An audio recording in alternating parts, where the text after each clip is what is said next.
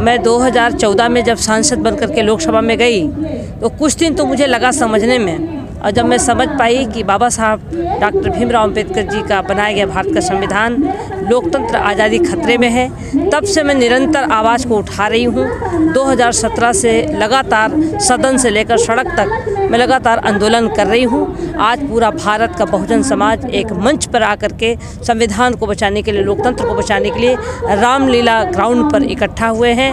मैं तो अपील करूँगी आपके चैनल के माध्यम से कि जो बहुजन समाज के लोग हैं, जो तमाम राजनीतिक दल बनाकर, सामाजिक संगठन बना करके एकजुट होकर के अगर चुनाव 2024 में लड़ते हैं तो बीजेपी को सत्ता से बाहर किया जाएगा और भारत में बहुजन समाज की सरकार होगी, तभी भारत का संविधान संपूर्ण रूप से लागू होगा। आप भी न्याय मांग रहे हैं, लेकिन अभी कुछ दिन पहले माननीय राष्ट्रपति जो हैं द्रौपदी मुर्मू, उन्होंने भी न्याय की बात करी है। जो SC ST OBC माइनॉरिटी जो जेलों में है उनको बाहर निकालने की अपील करी, जो लंबे समय से 20-25 साल हो गए। देखिए, मैं मांग नहीं रही हूँ, मैं कोई भिखारी नहीं हूँ, तो मैं मांग रही हूँ उन लोगों से।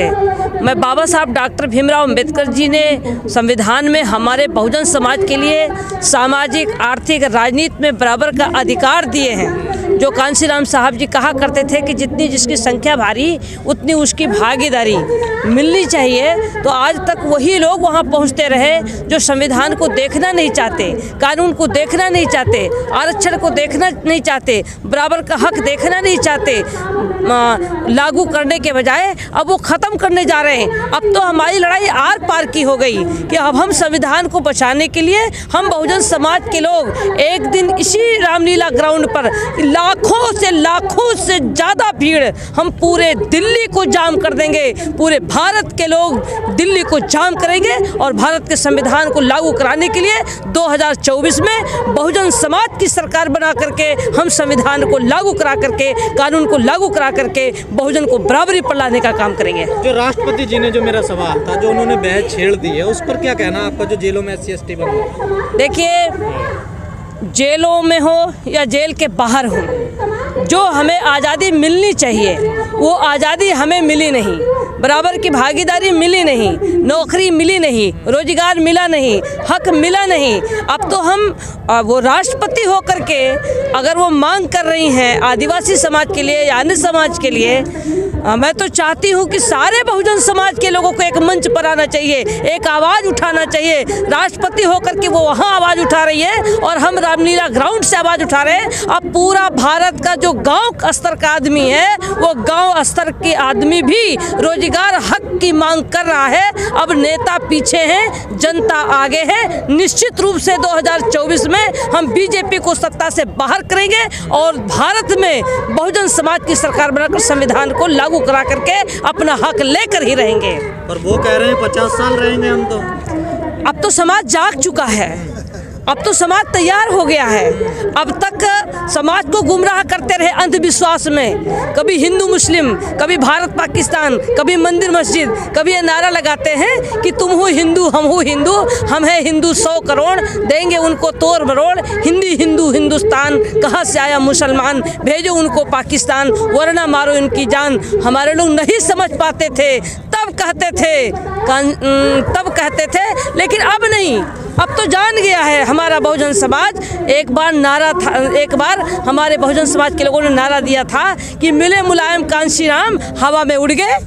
आप लोगों ने नारा दिया था उस समय, और अब जाग रहे हैं। जगह न होते तो रामलीला ग्राउंड में OBC समाज में कौन से देश में जाग रहे हैं? ये तो खेल हो रहा है।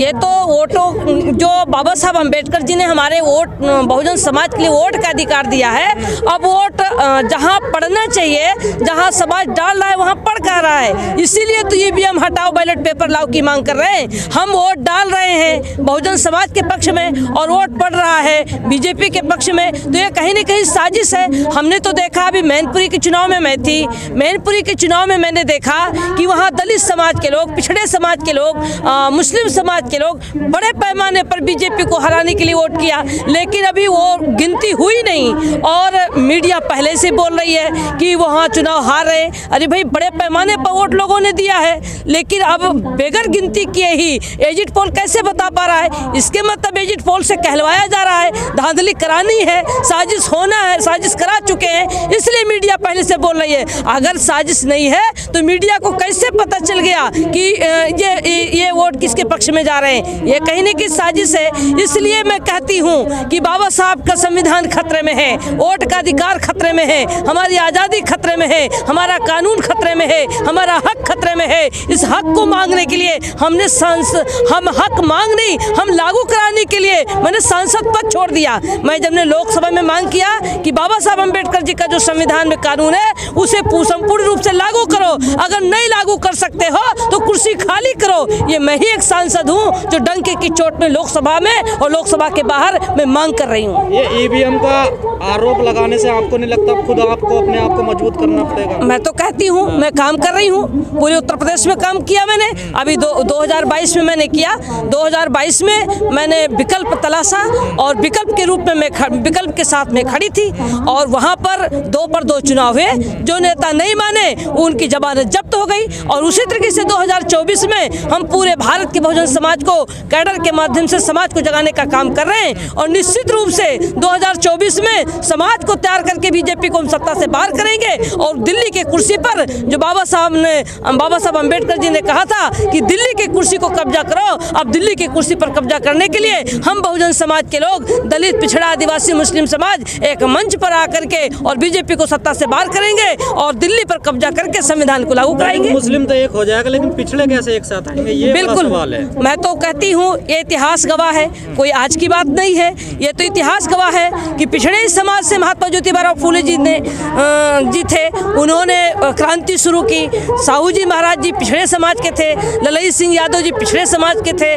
तो हमारे तमाम महापुरुष पिछड़े समाज से आकर के समाज को जगाने का काम कर रहे हैं। आज भी जो कार्यक्रम है, जो कार्यक्रम रामलीला ग्राउंड में हो रहा है, इसमें बड़े पैमाने पर पिछड़े समाज के लोग आज एक मंच पर साझा मंच करके कार्यक्रम कर रहे हैं। लेकिन आप लोग ईवीएम पे लगातार आरोप लगा रहे हैं पिछले कई सालों से। आप खुद यूपी से आती हैं, यूपी के मुरादाबाद मंडल में 5 सीटें बीजेपी हार गई पूरे मंडल की। वहाँ ईवीएम में काम नहीं किया क्या? देखिए, मैं तो कहती हूँ कि ये तो साजिश कर रहे हैं, ये साजिश करके दिमाग को डाइवर्ट कर रहे हैं। मुरादाबाद मंडल में साजिश नहीं हुई क्या वहाँ पर? मैं तो कहती हूँ 5 की 5 सीट हार गई बीजेपी। ये तो लोकसभा की 5 की 5 सीट हार गई। आगे चुनाव ने और सीटों पे जीतना था, इसलिए उन लोगों ने अपने को बचने के लिए एक साजिश कर दी कि 5 सीटें हार लो और 50 सीटें कब्जा कर लो। दलित मुस्लिम एक हो गया मुरादाबाद मंडल में, इस वजह से जीत गए। देखिए, निश्चित रूप से जहाँ समाज जाग रहा है और जहाँ पर अपने वोट की हक के लिए लड़ाई लड़ रहा है कि अगर हमारा वोट कहीं हम जहाँ दे रहे वहाँ न जाकर कहीं और जाएगा, तो उसकी वो मजबूती के साथ अपने लोगों को मुस्तैदी के साथ खड़ा रख रहे हैं। जिस तरीके से अभी आपने मैनपुरी मैंने देखा कि मैनपुरी में जब ये एग्जिट पोल आने लगा कि वहाँ बीजेपी जीत रही है, अभी तो वोट पड़ा ही नहीं, एग्जिट पोल पहले से बोल रहा है। तो वहाँ की जनता ने मुस्तैदी से अपने वोट को बचाने के लिए और वोट को सही जगह पहुँचे, इसके लिए मुस्तैदी से काम किया। लोग वोट दिए और हम जीतेंगे भी, बीजेपी को हराएंगे। लेकिन लोग कह रहे हैं कि मैनपुरी की सीट इसलिए हारेंगे, शिवपाल को लड़ना चाहिए था वहाँ से चुनाव। देखिए, ये तो उनके परिवार की बात है, क्योंकि माननीय मुलायम सिंह जी अब इस दुनिया में नहीं है। माननीय मुलायम सिंह जी की वो सीट है और उनका परिवार तय करेगा। उनके परिवार ने जो पार्टी ने तय किया उसको उन्होंने लड़ाया। हमारा लक्ष्य इतना ही था कि बीजेपी को रोको। मैं खुद की मेरी पार्टी है, कांशीराम बहुजन मूल निवासी पार्टी है मेरी, और मैं तो बीजेपी को रोकने के लिए मैं वहाँ पर गई थी और समाज से अपील किया था कि बीजेपी को रोकने के लिए सब लोग मिलकर समाजवादी पार्टी को वोट करो।